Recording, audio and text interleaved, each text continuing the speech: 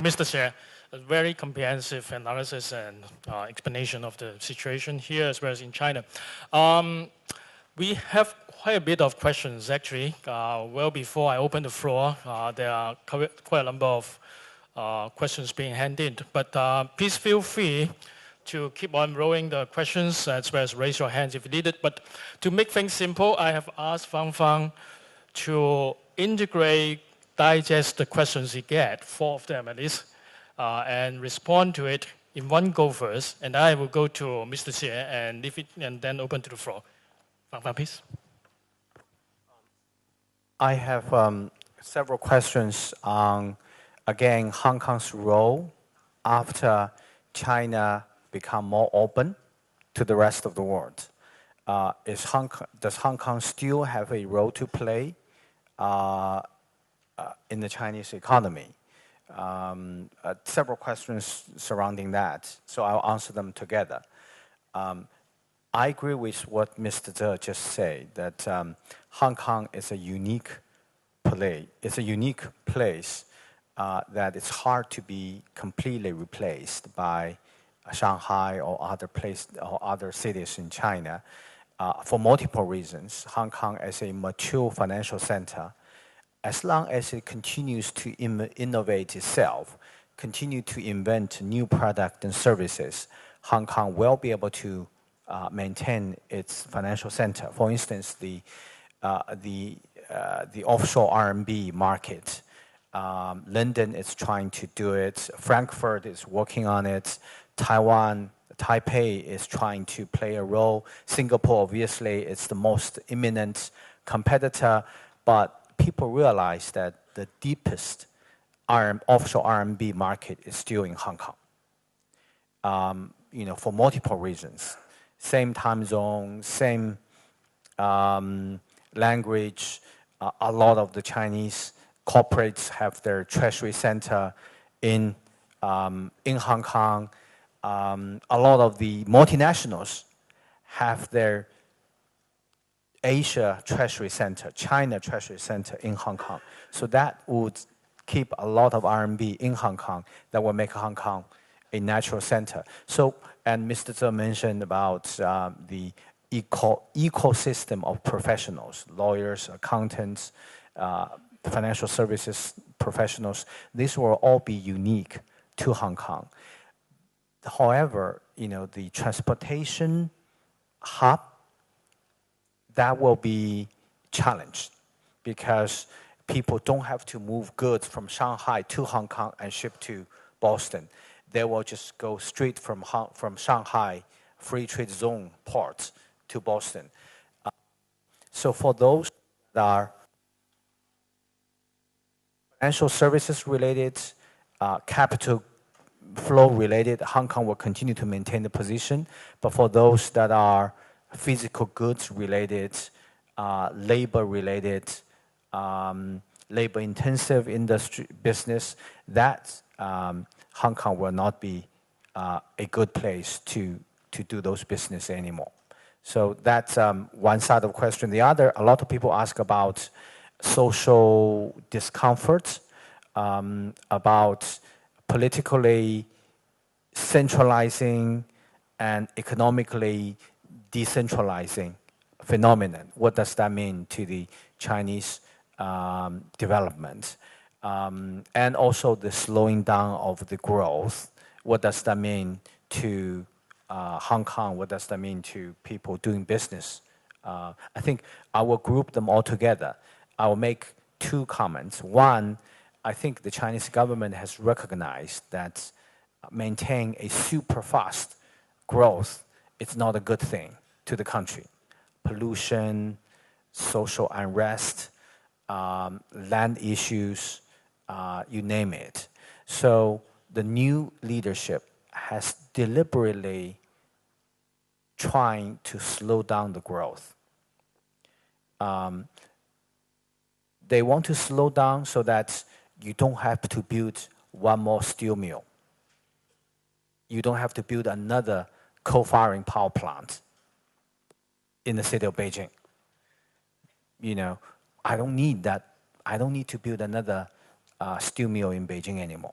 Therefore, I don't need another power plant in Beijing because we're not trying to get 9% GDP growth.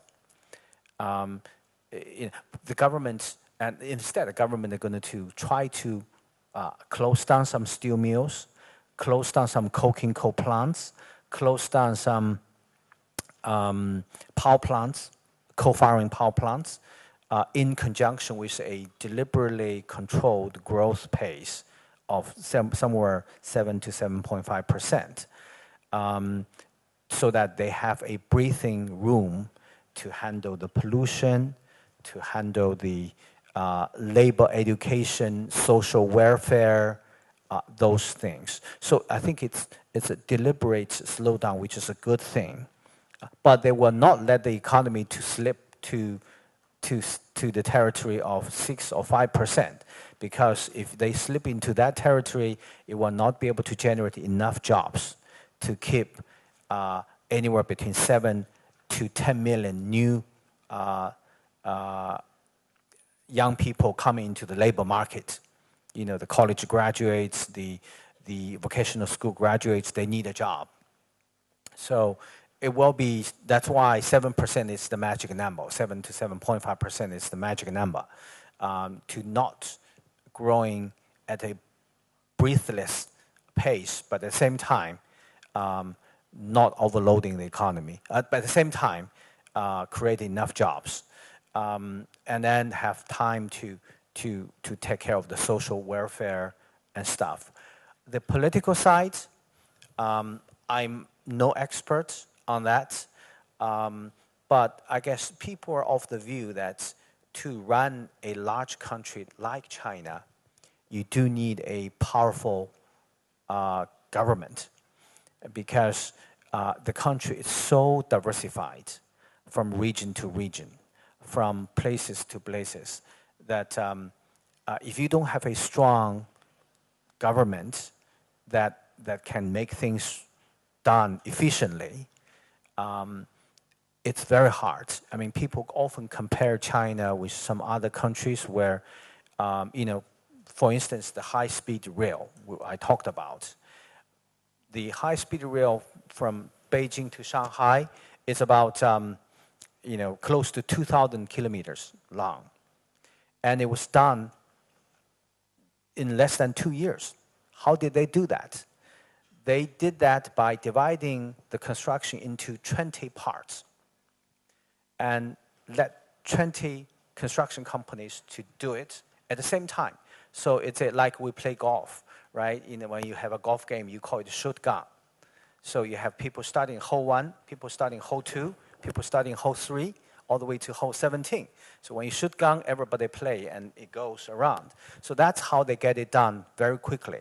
Along the way, yes, you may, you know, bruise people here and there, but you know, to run a large country, you do need a rather effective and efficient and centralized power to do that. Again, I'm no expert on the political front. I'll defer to Nicholas and Mr. Zhe to make further comments. Thank you. Thank you, Fang Fang.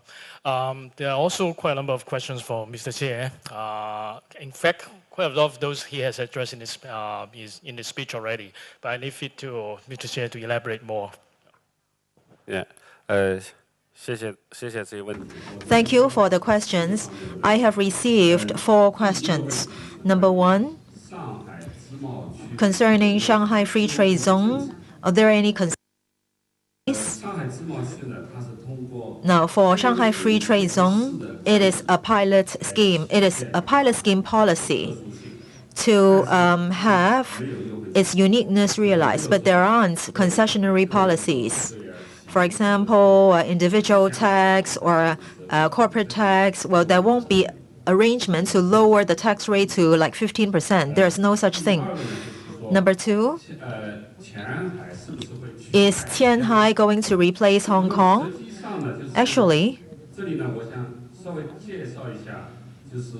I would like to briefly introduce the situation among Tianhai, Hong Kong, and Shanghai. I want to talk about their roles. Shanghai,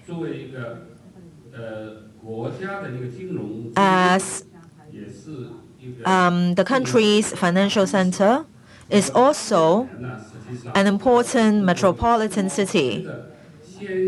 Now, with the free trade zone pilot scheme, it will service physical industries. Yesterday, PBOC announced a pilot scheme concerning the Shanghai Free Trade Zone. So 3 points are made.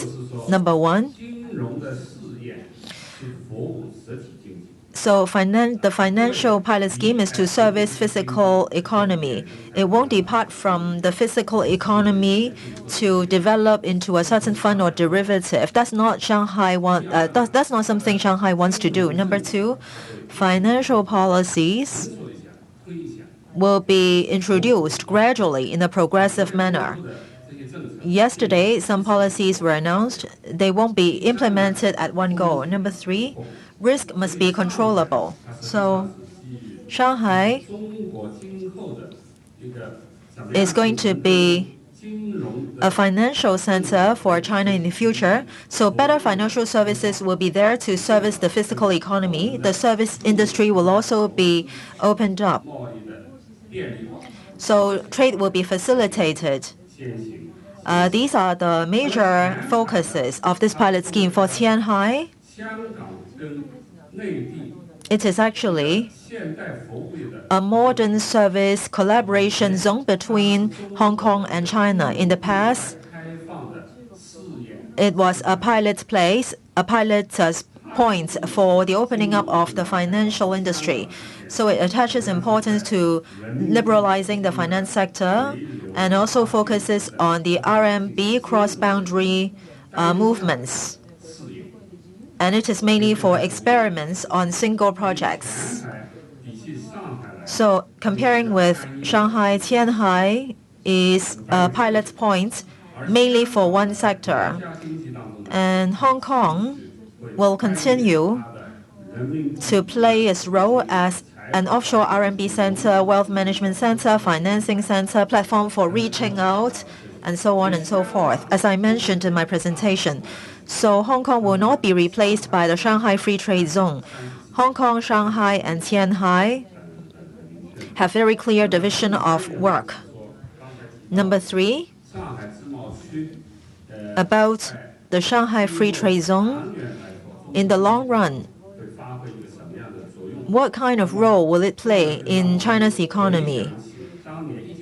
In 1978, during the open reform of Shenzhen, well, that is something that we can try to review. If you look at Shenzhen 35 years ago and the Shanghai Free Trade Zone now, I think these are very important experiments for the long-term economic development of China. In terms of the administrative system, anti-corruption, legal system developments in Shanghai, if all the pilot schemes and experiments can be successful, then it will have long-term impacts on China. Number four, will Hong Kong form a free trade zone with Guangdong? I think there is the possibility. But there are two types of free trade zone. One, a free trade zone similar to Shanghai. So in other words, the customs boundary will be pushed further backward. So it's still within the territory of China. In many other countries, there are around 1,000 such free trade zones. So a place is designated into free trade zone by a certain country. It's not multilateral or bilateral free trade zone. However, if you talk about Guangdong, Hong Kong, and Macau forming a free trade zone, that is different from the Shanghai Free Trade Zone. It will be cross-boundary. According to WTO rules, Hong Kong and Macau are in a separate tariff zone. So if they form a free trade zone, then a lot of things will have to be well connected and cleared, and there will be some complicated legal issues. So it won't be like Shanghai Free Trade Zone that China can approve herself.